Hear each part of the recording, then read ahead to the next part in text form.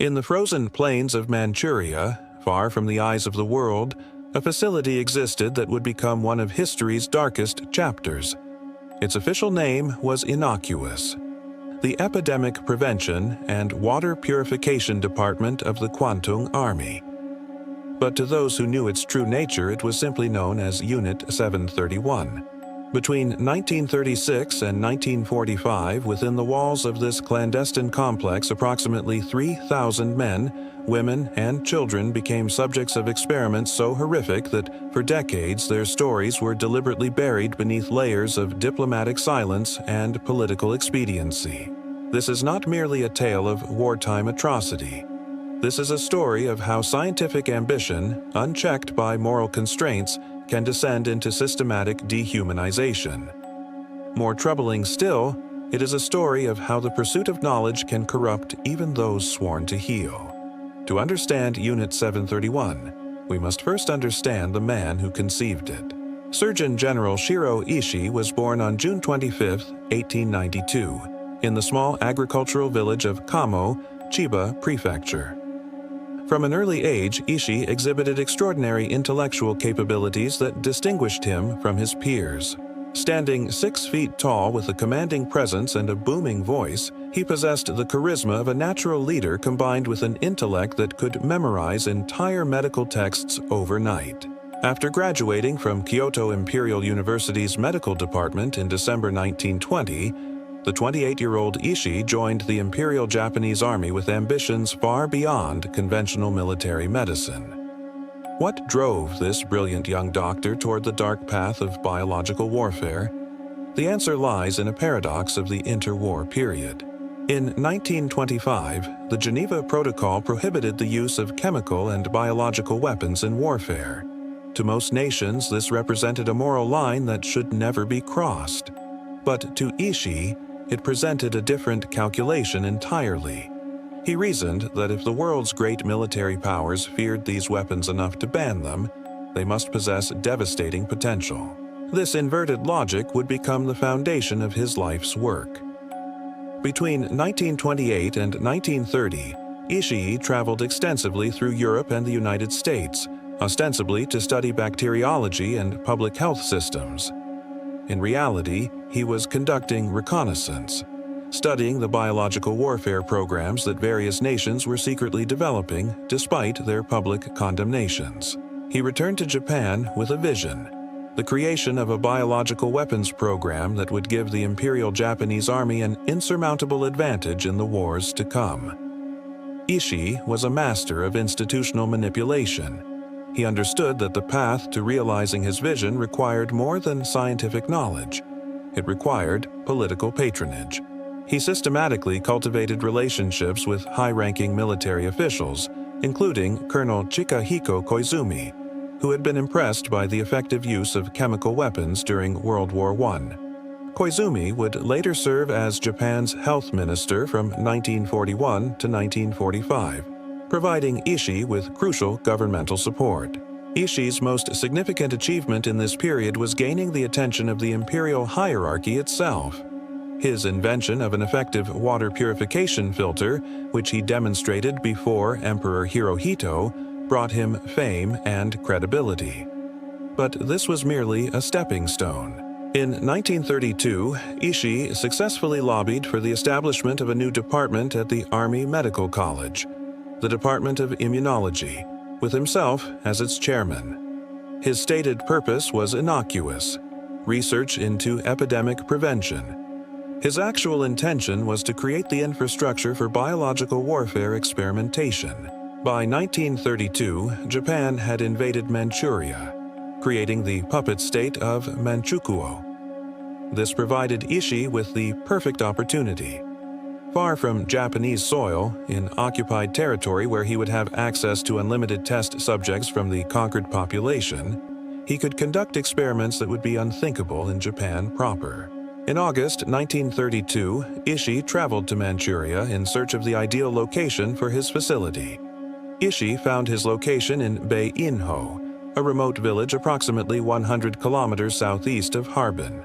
The initial facility was modest, but it was enough to begin preliminary experiments. However, in 1934, an incident occurred that would prompt a significant expansion. Prisoners staged an escape attempt, resulting in an explosion that destroyed parts of the facility. Rather than viewing this as a setback, Ishii saw it as an opportunity. Construction began on a vastly larger installation in the Pingfang district, about 14 miles from Harbin. When completed in 1940, Unit 731 had transformed from a secretive research outpost into an industrial-scale death factory. The facility comprised 150 buildings spread across 6 square kilometers. It housed approximately 3,000 personnel and had the capacity to hold 600 prisoners at any given time for experimental purposes. The complex was designed with chilling efficiency. It included state-of-the-art laboratories, operating rooms, barracks for military personnel, administrative buildings, and multiple cremation facilities. The crematoriums were not merely for disposal. They were an integral part of the operation, designed to eliminate evidence of the experiments conducted within. At its peak capacity, the production facilities at Pingfang could theoretically produce enough pathogenic bacteria to exterminate the world's population several times over. Unit 731 was organized into 8 specialized divisions, each with its own horrific mandate. Division 1 focused on bacteriological research, studying diseases including bubonic plague, typhoid fever, anthrax, and cholera. Division 2 researched field deployment methods, developing techniques to weaponize diseases for use on battlefields and civilian populations. The remaining divisions handled clinical diagnostics, administration, and the production and storage of biological agents. But a weapons program requires test subjects, and this is where Unit 731's methodology descended into depths of inhumanity that defy comprehension. The facility drew its victims from multiple sources: Chinese prisoners of war, civilians kidnapped from the streets of Manchuria, political dissidents, alleged criminals, the impoverished, and the marginalized. Russian prisoners were also used extensively. There are unconfirmed reports that captured British and American soldiers may have been subjected to experiments as well. The researchers at Unit 731 developed a linguistic mechanism to facilitate their dehumanization of victims. They referred to test subjects as maruta, which translates to wooden logs. This terminology served a psychological function, allowing the medical personnel to mentally distance themselves from the reality that they were torturing and killing human beings. In their reports and discussions, they spoke of logs being consumed or processed, as if they were documenting industrial production rather than mass murder. At a ceremony marking the completion of the Pingfang facility in 1940, General Ishii delivered a speech that laid bare the moral inversion at the heart of Unit 731. He acknowledged that a doctor's traditional mission is to heal and prevent disease. Then he stated that the work they were about to undertake was the complete opposite of these principles. He framed this moral transgression as a necessary sacrifice for military victory, telling his staff that they would experience the double medical thrill of probing natural science while simultaneously building weapons against Japan, his enemies. What follows is a documentation of the experiments conducted at Unit 731. The details are disturbing, but they must be stated clearly if we are to understand the full scope of these crimes against humanity. Disease inoculation experiments. The core mission of Unit 731 was the development of biological weapons. To determine the effectiveness of various pathogens, researchers deliberately infected prisoners with bubonic plague, cholera, anthrax, typhoid, smallpox, botulism, and numerous other diseases. Victims were infected through multiple vectors: forced injections, contaminated food and water, exposure to disease-carrying insects, and inhalation of aerosolized pathogens. The researchers meticulously documented disease progression, recording symptoms, suffering duration, and time to death. They conducted these observations with clinical detachment, as if the screaming, deteriorating human beings before them were mere biological specimens. Survivors of infections, and there were precious few, were often subjected to vivisection without anesthesia so that researchers could observe the internal effects of the diseases. Hypothermia and frostbite studies. Dr. Yoshimura Hisato, a physiologist assigned to Unit 731, developed a particular interest in the effects of extreme cold on the human body. This research had clear military applications, as Japanese forces were operating in the harsh winter conditions of northern China and anticipated conflicts in Siberia. Hisato's methodology was systematic and brutal. Prisoners' limbs were submerged in tubs of ice water and held there until the flesh froze solid. According to witness testimony from former Unit 731 personnel, when a frozen limb was struck with a wooden cane, it produced a sound identical to hitting a plank of wood. The researchers timed how long it took for frostbite to set in under various conditions of temperature, humidity, and exposure duration. But Hisato's experiments did not end with freezing. He then tested various methods of thawing frozen tissue, immersion in water at different temperatures, exposure to open flames, and leaving victims untreated to observe the natural thawing process.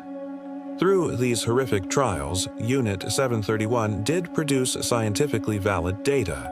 They determined that the optimal treatment for frostbite was immersion in water slightly warmer than 100 degrees Fahrenheit, but never exceeding 122 degrees. This knowledge would later be used by medical professionals worldwide, forever tainted by its origin in torture. Pressure chamber experiments. To understand human physiological limits under extreme conditions, Unit 731 operated hypobaric pressure chambers. Prisoners were placed in sealed chambers where atmospheric pressure could be rapidly increased or decreased, simulating extreme altitudes or underwater depths. Researchers documented at what pressure differentials human organs would rupture, eyes would hemorrhage, and ultimately at what point the subjects would die. Vivisection. Without anesthesia. Perhaps the most notorious aspect of Unit 731's experiments was the practice of vivisection, surgical dissection of living subjects performed without anesthesia. The official justification was that anesthetic agents might interfere with the physiological data being collected. The actual reason appears to have been a combination of sadism and complete disregard for human suffering. Prisoners were strapped to operating tables while surgeons removed organs, amputated limbs, and performed exploratory surgery to observe the progression of various diseases in living tissue. Some victims were dissected to study the internal spread of infections. Others underwent experimental surgeries to test new battlefield medical techniques. The operating rooms of Unit 731 were theaters of screaming agony, where the Hippocratic Oath was not merely broken, but deliberately inverted. Chemical weapons testing. Beyond biological agents, Unit 731 also tested chemical weapons. Prisoners were exposed to various poison gases in sealed chambers while researchers observed and recorded the effects. They tested blister agents that caused severe chemical burns, nerve agents that induced paralysis and respiratory failure, and experimental compounds whose formulations remain unknown.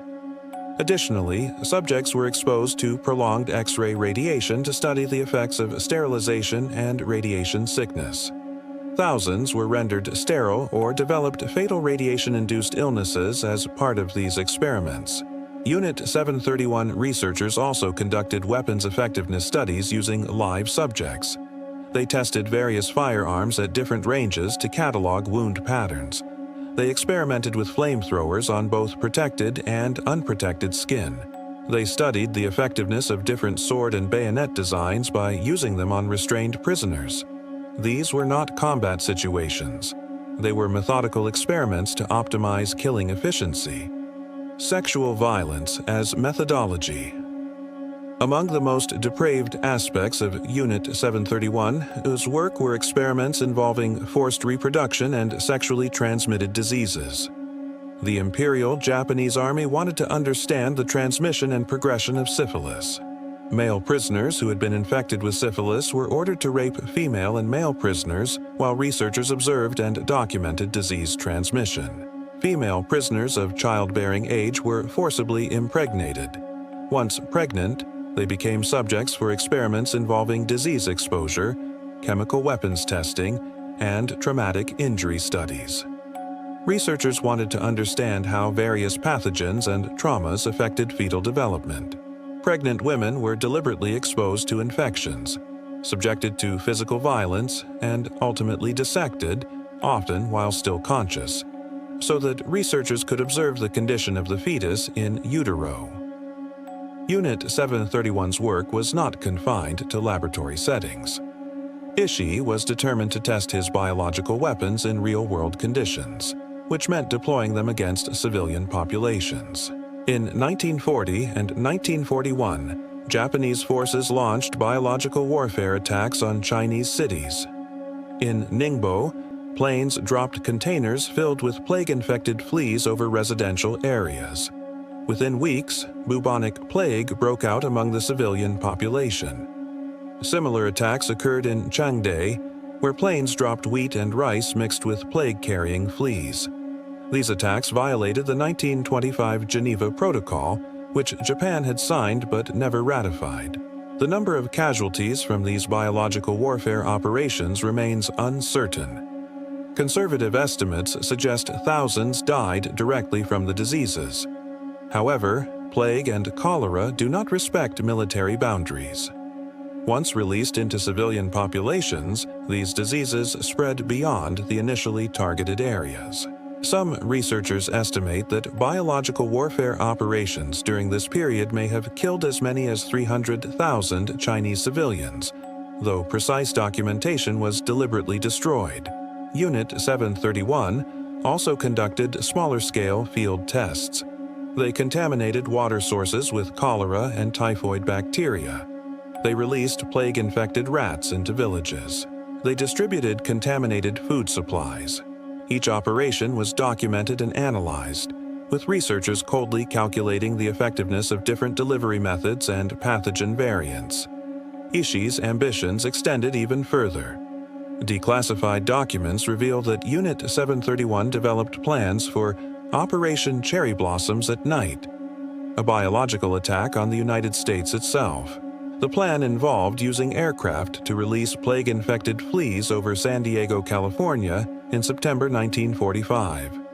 The goal was to trigger a plague epidemic that would spread through the American population, potentially killing millions. The operation was approved by the Japanese military command but was never executed.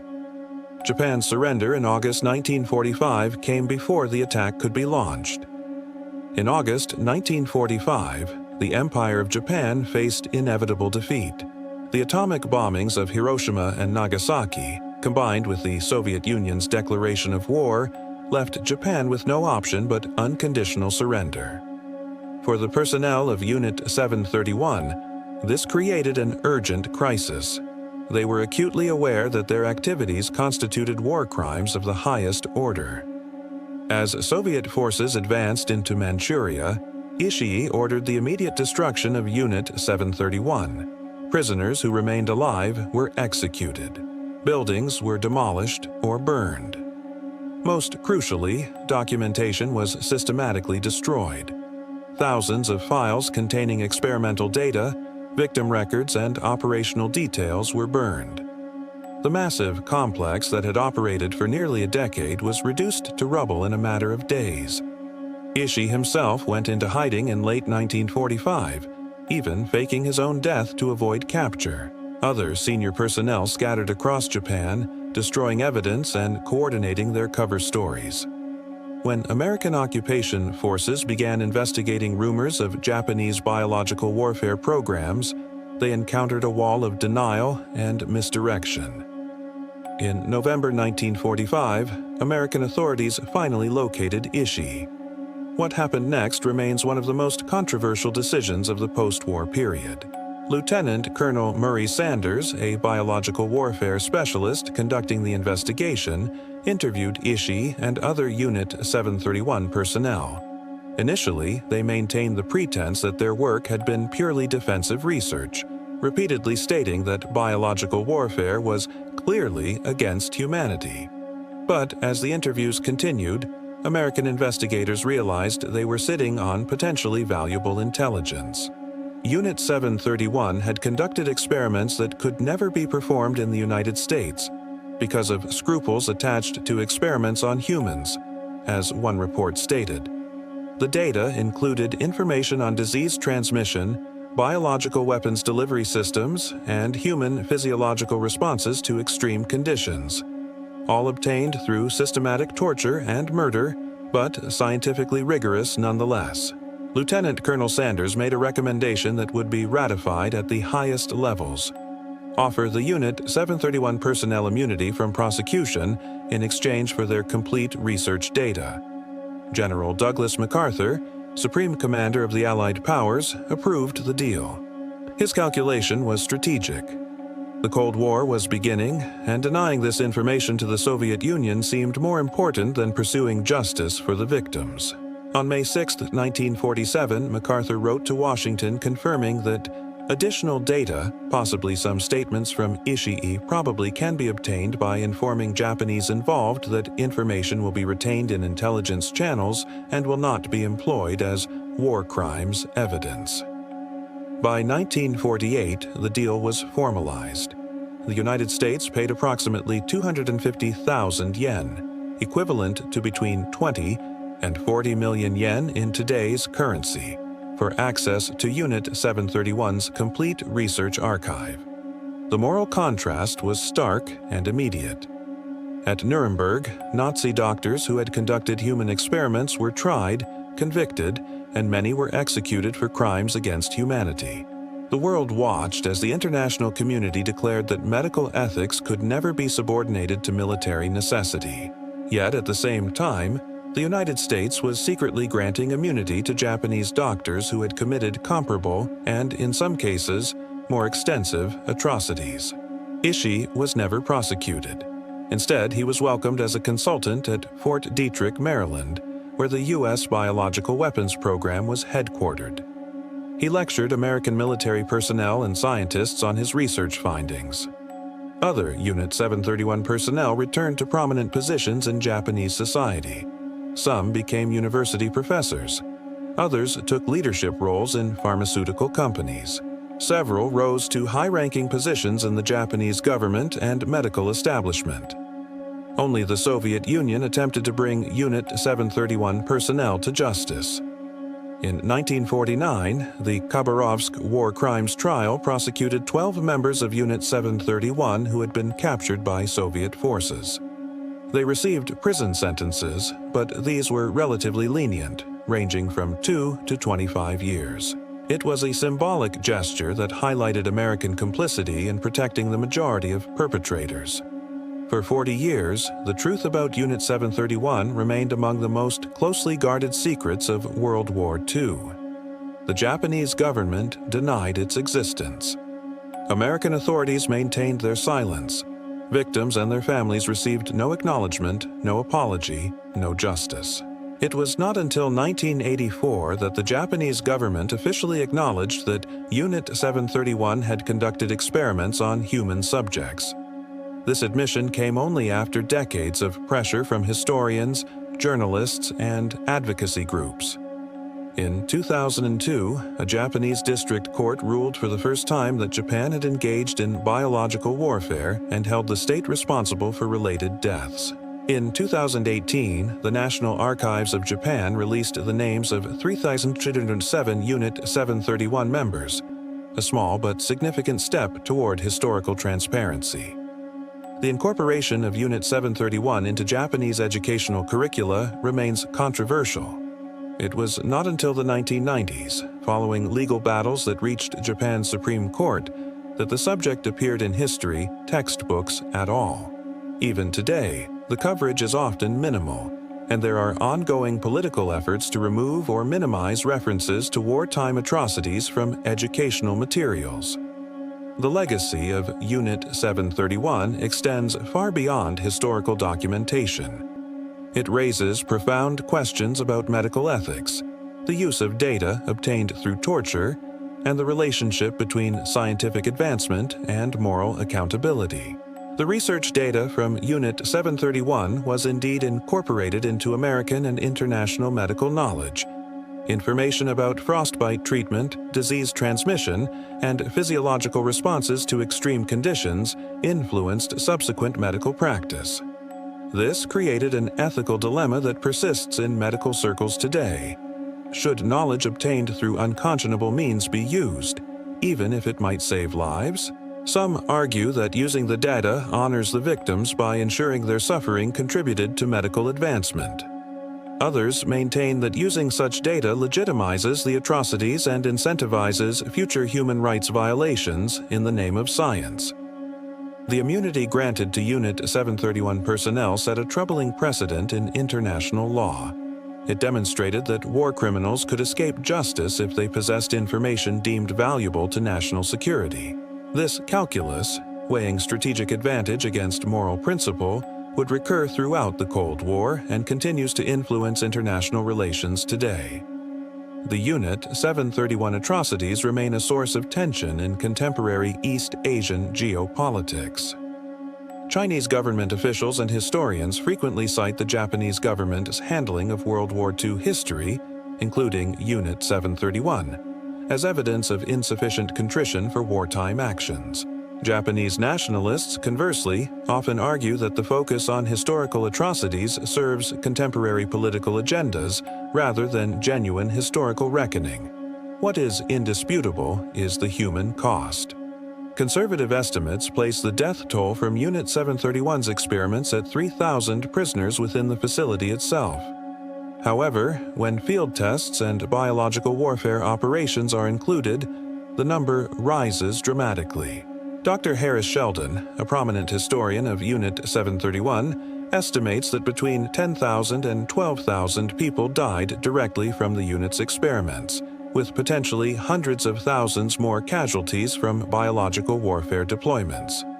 Today, visitors can tour the Unit 731 Museum, located in the remaining structures of the original facility outside Harbin. The museum houses preserved evidence of the experiments, victim testimonies, and historical documentation. Its modern architecture, designed to resemble an aircraft black box, symbolically represents the revelation of truth that was suppressed for decades. Unit 731 represents one of the most disturbing intersections of science, warfare, and human cruelty in modern history. It demonstrates how easily the language of scientific objectivity can be weaponized to facilitate dehumanization. When medical personnel refer to human beings as logs, when they frame torture as data collection, when they subordinate individual human dignity to national strategic goals, the resulting atrocities become systematic rather than aberrant. The story of Unit 731 is not merely historical. It is a warning about the fragility of ethical constraints in contexts of war, nationalism, and scientific ambition. It reminds us that education, expertise, and institutional prestige provide no immunity against moral corruption. The doctors who staffed Unit 731 were graduates of Japan's most prestigious medical schools. They were trained in the healing arts. Yet they became architects of industrial-scale murder. Perhaps most troubling is the collaboration between perpetrators and prosecutors. The American decision to grant immunity in exchange for data meant that justice was subordinated to strategic calculation. This created a moral hazard that extends far beyond Unit 731 itself. It sent a message that sufficiently valuable information could serve as currency to purchase absolution for even the most heinous crimes. In the decades since World War II, the international community has developed elaborate frameworks for medical ethics, human subjects research, and war crimes prosecution. The Nuremberg Code, the Declaration of Helsinki, and subsequent international agreements all emerged partly in response to the atrocities of the Nazi and Japanese medical experiments. These frameworks represent humanity's attempt to ensure that such systematic violations never occur again. But frameworks are only as strong as the institutions that enforce them and the individuals who respect them. Unit 731 stands as a permanent reminder that the capacity for systematic cruelty exists within ostensibly civilized societies, within educated professionals, within institutions devoted to healing. The victims, whose names we largely do not know, whose suffering we can barely comprehend, demand that we remember, not merely as historical curiosity, but as moral imperative. They demand that we never again allow scientific ambition to override human dignity, that we never again permit strategic calculation to supersede justice, that we never again mistake the language of objectivity for moral neutrality. The experiments of Unit 731 are over, but the questions they raise about ethics, accountability, and the price of silence remain urgent today.